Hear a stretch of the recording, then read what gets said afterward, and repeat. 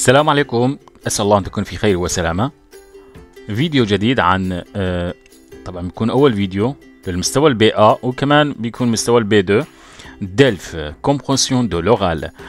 هون في هذا الفيديو راح خليكم دقيقة لمدة دقيقتين تقرأوا الأسئلة. تمام، تقرأوا الأسئلة وبعدين نسمع الصوت، وفي النهاية بتجاوبوا، حاولوا تجاوبوا على الورقة أو الدفتر عندكم، وفي النهاية نعطيكم الجواب الصحيح.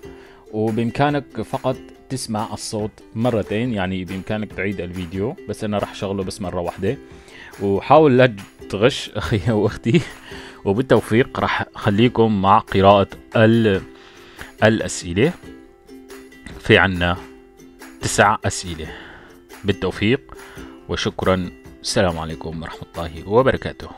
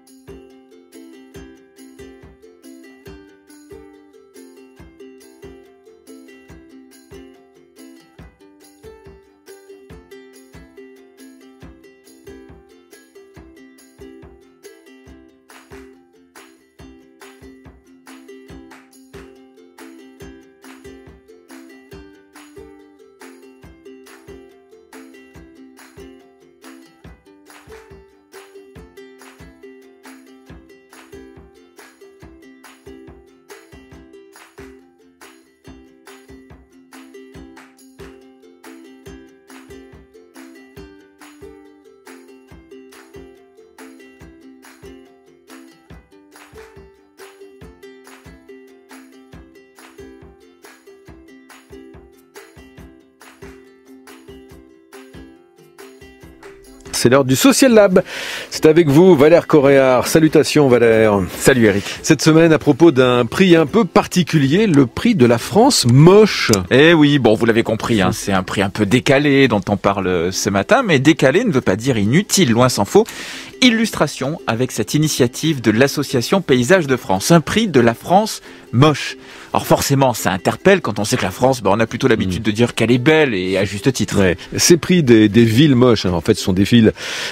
À qui est-il décerné et pour quel motif? Alors, l'idée du prix, c'est de dénoncer la pollution visuelle causée par la publicité. Vous savez, quand vous arrivez, par exemple, dans une zone commerciale, par exemple, hein, et que vous êtes accueilli par une foule de panneaux publicitaires, une espèce d'anarchie promotionnelle qui vous ferait presque fermer les yeux ou regarder ailleurs, sauf que vous êtes souvent au volant de votre voiture, donc il vaut mieux éviter.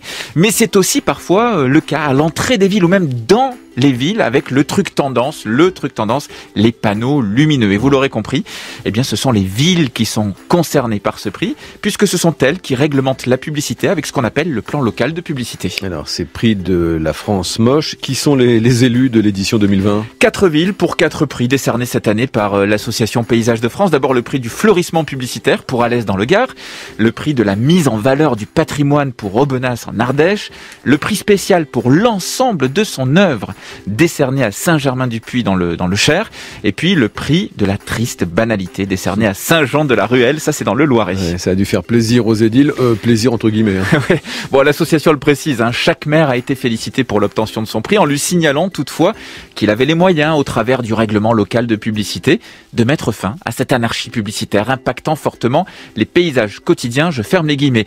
Vous l'avez compris, Eric, il ne s'agit pas donc de stigmatiser, mais de faire bouger les lignes en fait, et rappeler aux maires qu'ils ont le pouvoir d'encadrer la publicité sur leur commune, et les citoyens peuvent les aider à aller un peu plus vite finalement, en envoyant notamment vos clichés de la France moche, par exemple.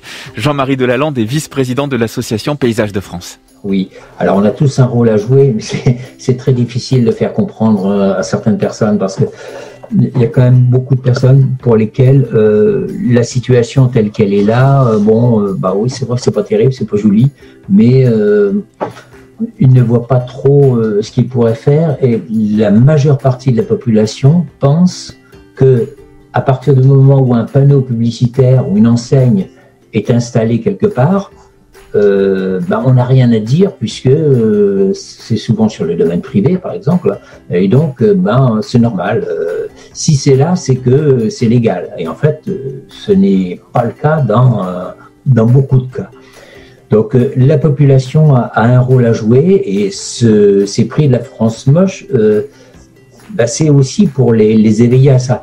Allez, pour faire plaisir ou pas d'ailleurs à votre maire, vous pouvez faire participer votre commune à ce prix de la France moche en envoyant vos plus beaux clichés à l'association sur paysagesdefrance.org. Et bien sûr, si le sujet vous intéresse, l'interview en longueur de Jean-Marie Delalande, vice-président de l'Asso Paysages de France, est sur l'infodurable.fr. Et votre chronique, Valère Coréard, le Social Lab, c'est évidemment sur franceinter.fr.